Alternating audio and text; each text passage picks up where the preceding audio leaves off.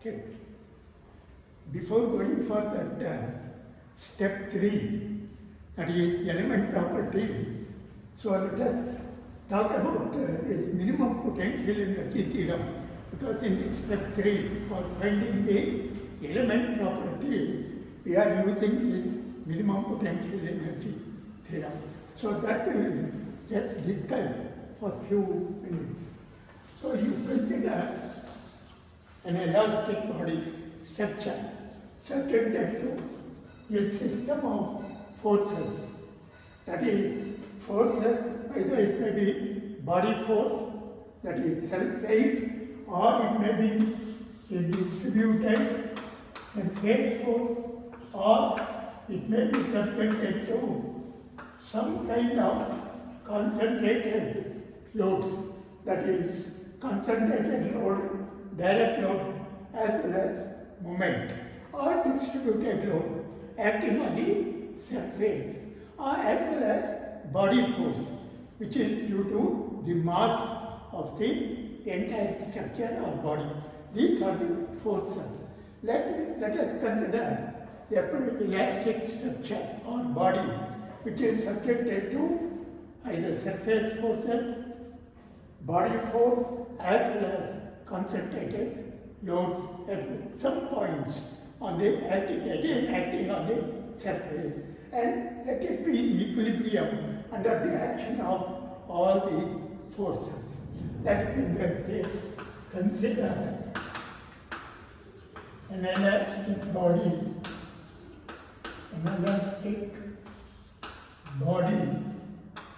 which is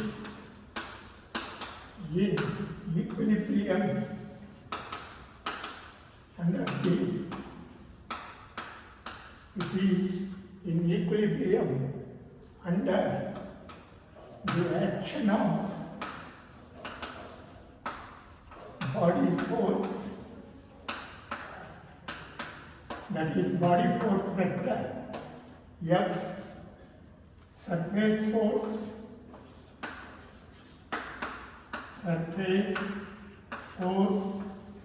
X, surface force vector of this surface force, body force distributed from the body surface, as well as concentrated loads, that is PI, as in figure. So this is in equilibrium now, under the action of these forces. You consider such a structure. Now, you just assume the body to undergo a small imaginary or virtual displacement. Small displacement, imaginary or virtual displacement, delta U. Let the body undergoes a virtual displacement. That is, the body which is in equilibrium under this action of these forces, let it undergo further a small virtual displacement. Because of these forces also, there will be displacement in the body, but it will be in equilibrium. So, but displacement will be there, but it is in equilibrium. Now, let it further undergo a small virtual displacement. Right? So, the system of body forces you can always resolve along 3 directions: Fx, Fy, Fz. If you consider the global axis like this, the system of surface forces are also can be resolved along these 3 directions. Surface forces, that is this, body forces, like that, uniformly. This is F, this is S, and the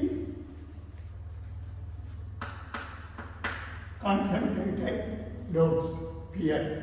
These are the forces. So because of the forces, because of the loads, and because of the loads, the body undergoes internal strain. Because of these forces, under this virtual displacement, body undergoes a strain. The external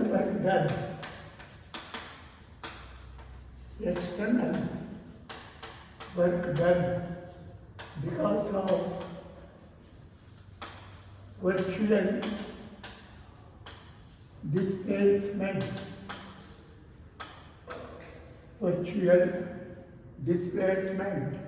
delta U, virtual displacement delta U, that is this dW, or I say work done W is equal to integral F du plus integral area integral surface forces into delta U, force multiplied by the displacement. That's the work done.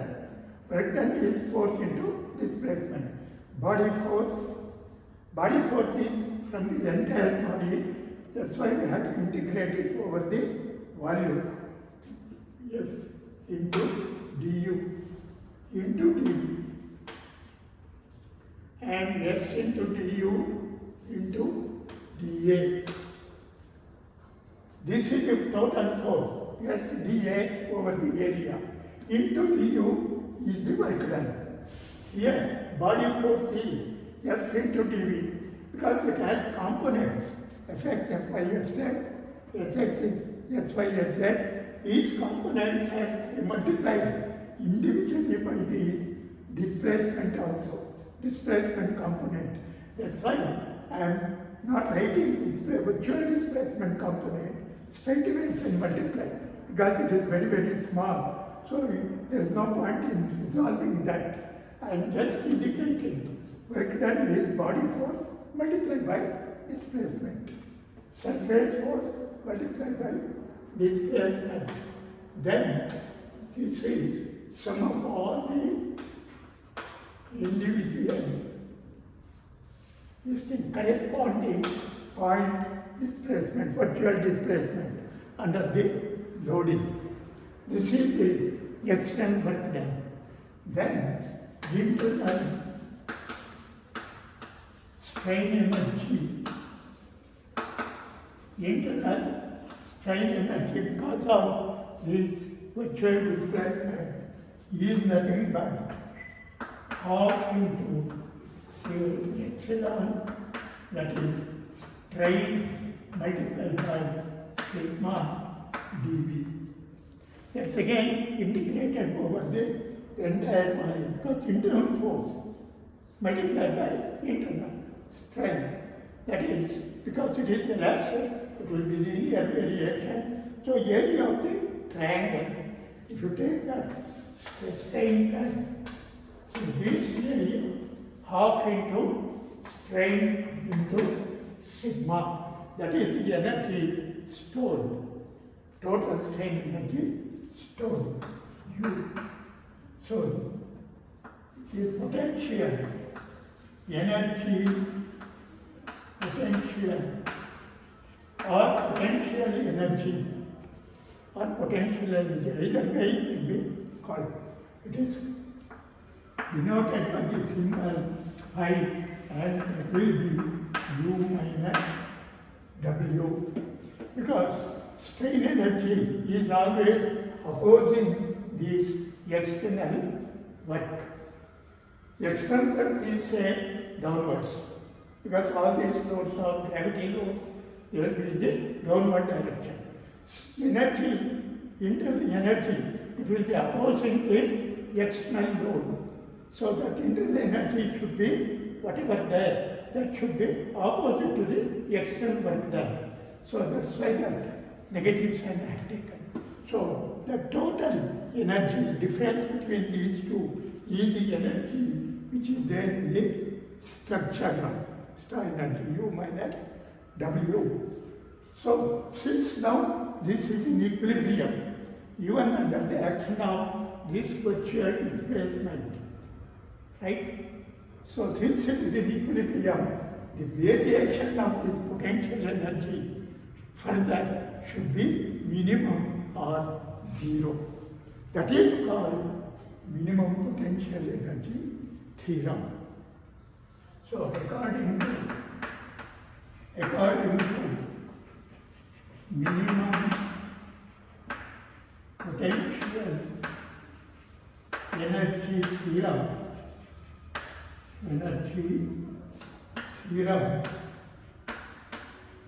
the variation of the energy should be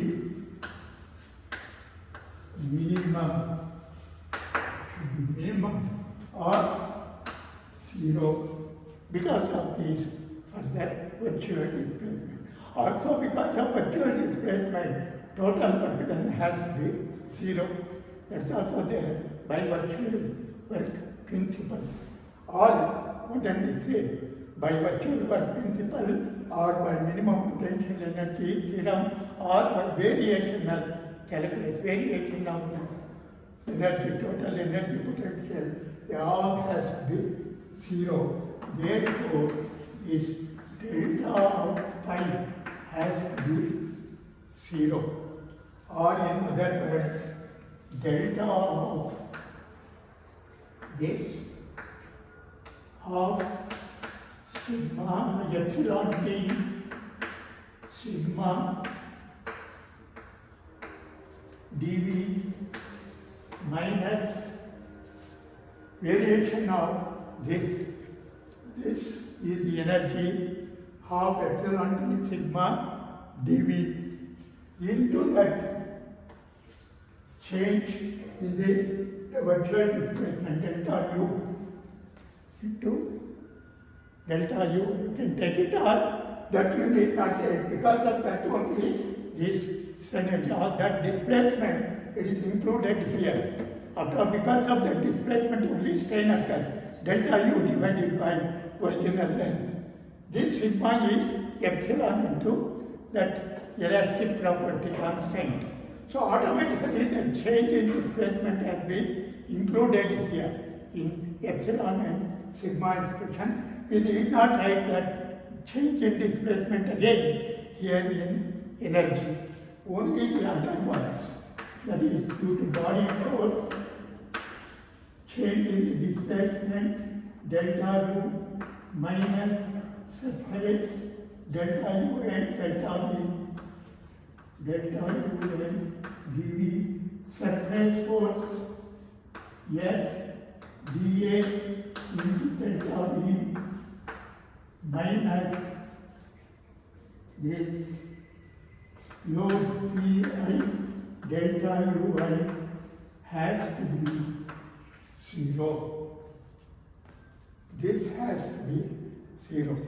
This is delta variation with respect to that displacement, virtual displacement. So if you take that du automatically it will be cancelled. Or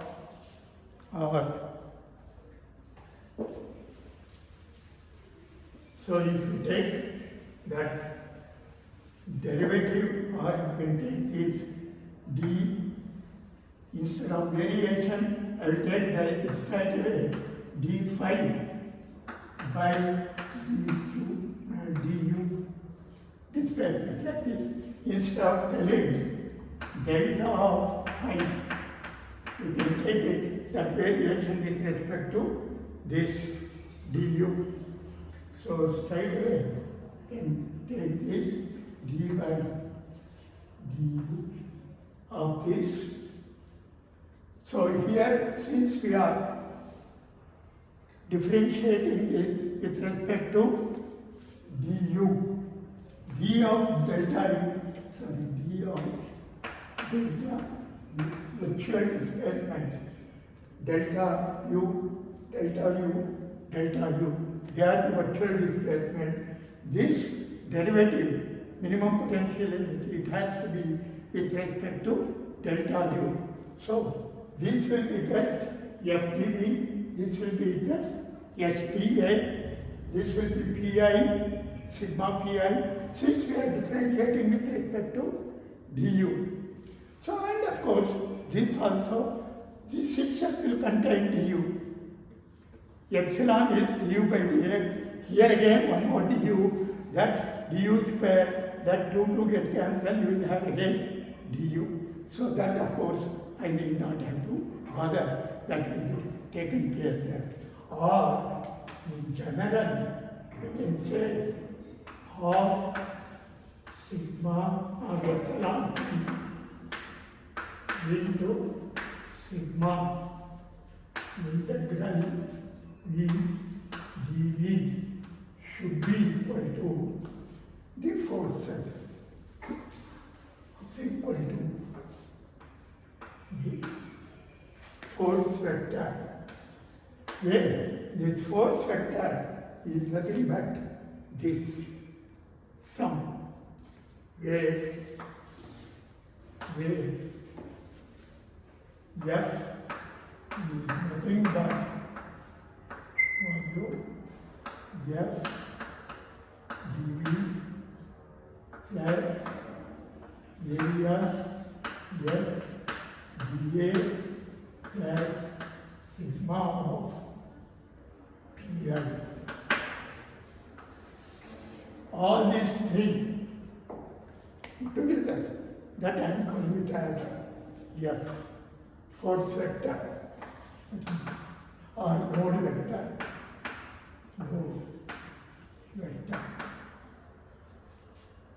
Because F and that is this entire sum, I will take to the right hand side. So this is half integral half epsilon d sigma dV, because of that minimum potential energy theorem.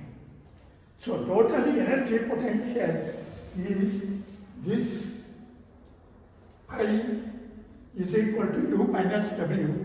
U we have, that is this half sigma epsilon t sigma, that is u, and w is this total force integral over the volume F into dV, that's the total force multiplied by the virtual displacement. Here surface force displacement, concentrated loss displacement. Here we have all displacements. Here in the energy, displacement is within these terms of epsilon and sigma. Epsilon is nothing but delta u by delta. That of course, while writing the expression for epsilon and sigma, we can take care. This also contains du, this also contains du, that will be du square. So that if I take that derivative, it will be 2u du. Naturally, that du will be there only, 1 du in this term, that 2 will cancel, you will have an expression. That we can use when we take up individual problems, when we are applying this minimum potential energy for 2-dimensional, 3-dimensional problems. At that time, that can be taken care. Otherwise, this is the theorem, total theorem. That is, total energy stored is equal to total load. This is that. The total internal energy is equal to external force. That will be in equilibrium. Or the entire work done, even due to virtual displacement, it is 0. And the condition for that 0 is this. This is called minimum potential energy theorem. And this theorem is used for forming element equation. Because each element when we are considering the equilibrium under the action of that forces or loads of individual element. We can apply this equation there. So there we need not talk about body force, surface force, individual concentrated loads or secondary loads, temperature, all those things, lack of heat, all those things we need not bother, right? Now, at that time, we can take care in this total external load, temperature load, lack of heat load, surface load, all those things we can just take the load, magnitude of the load, and we can equate it to strain energy. That's all. Now, we will take up the third step of finite element method, that is element step 3 of finite element, that is element property. Element property. The various element properties what we are determining are, first one is shape function. Shape function, that is N matrix. Shape function, which we denote by the matrix N. Then second property is known as strain displacement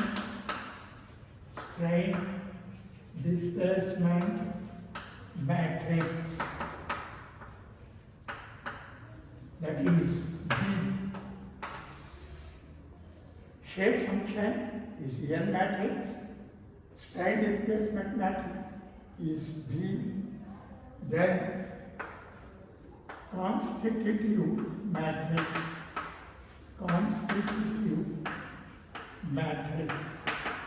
that we call it as D matrix, which is nothing but the relationship between strain and stress. Because it is elasticity, within the elasticity, stress is proportional to strain, or stress is equal to some constant in this strain. That constant is this constitutive matrix. In case of one-dimensional problem, this will be E, that's only one. It's a 1 by 1 matrix. In case of 2D, it will be 3 by 3. In case of plane stress, plane strain, axis symmetry, plane stress, plane strain problem, it will be 3 by 3. In axis symmetry problem, it is 4 by 4, like that. In 3-dimensional problem, it will be 6 by 6. That elastic constants. That is called constitutive matrix. Then, lastly, it is stiffness matrix. That is element stiffness matrix. So these are the 4 properties or constants which we have to determine in the 40 elements. One is shape function, another strain displacement matrix, another constitutive matrix, depending upon the problem. Depending upon the problem, each of these things is varying. And depending upon the element which we use. Already I have listed the various types of finite element we use for different problems in the previous class. That is, in the second step, I explained the various family of finite elements. For one-dimensional problem, it is line element we use with different degrees of freedom. With line element may be first order or higher order, or it may be isoparametric variety. Similarly, for two-dimensional problem, we use either simple triangle or a rectangle with nodes present only at the corners, that's called primary element, and higher order elements with internal nodes, or isoparametric variety with curved shape. Of course, quadrilateral lines also comes under isoparametric element. or 3D element, it is a parallelepiped or a tetrahedron. So those are the elements, finite elements. For all those elements, shape function is different. We have to determine depending upon the degree of freedom. For all those elements, we have to find the strain displacement relationship depending upon the strain. In case of bar element, there is only one strain, delta U by delta X. After determining U in the form of shape function, we can find strain. And strain, then once you develop the expression for strain, automatically this strain developed, strain displacement matrix will be obtained. Then we have to take the constitutive relationship existing between strain and stress, and that we have to take. After that, using all these things and applying our minimum potential energy theorem, because it contains strain and stress, which is obtained here from these constants. Strain is nothing but strain displacement matrix B into displacement vector. Similarly, stress is nothing but strain into constitutive matrix. That is stress. Like that. So stress and strain are determined from this constitutive matrix, and this energy can be determined. Of course, displacement, it is determined from this shape function. So knowing all these three, we can obtain this internal strain energy, and equating it to the external load, we can always get the expression for stiffness, and that is the element equation, finite element equation. That is step 3, formation of element property. That is some element equation where to get total internal energy, external load for the element. Then fourth step is for global, for the entire structure. This is for individual elements. If you sum up, you will get for the total structure. And once we get that, then we have to solve that and get the unknowns. That's all the finite element. And solving and formation of the total structure equation, that what I have already seen in classical approach. Same thing. Only up to element property, it is different approach. Because we are dealing with what is known as shape function, strain displacement matrix, all those. From this we are arriving at this stiffness matrix. So that's all the change. Up to third step only, discretization, displacement model, and this element property to obtain element stiffness matrix. Only this is the change which is there in finite element approach. For after this, the rest are all similar to our classical approach. We can follow that. Only this is the last topic, wherein we have to just deal with the element properties after determining all this. Now we will take up one by one, because all these things are different for different elements and different problems.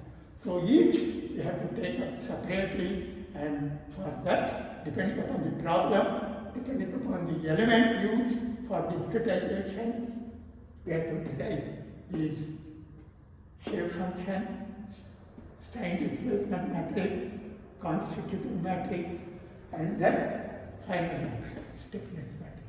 Altogether, it is not a simple one value. In classical approach, we take, depending upon problem, we had stress problem, beam problem. For that, we straightaway took the element stiffness matrix and start working out the problem. Now we are first discretizing the structure, then for selecting the nodes, and at each node selecting the displacement model, and then by finding the shape function, and then we are determining the strain displacement matrix depending upon the problem, 1, 2, 3 dimension problem. Then find the constitutive matrix or stress, and then calculate the energy equated to external load and arrive at element stiffness, applying minimum potential energy. All these topics and all these thing has to be determined in the element property. Now we will take up one by one. First, shape function. So what is the shape function for different elements? For line element, what is the shape function? For triangular element, what is the shape function? For the three-dimensional solid element, tetrahedron, what is the shape function? We have to just calculate for each of the element. We have to use this. And again, each element, we have different degrees of freedom.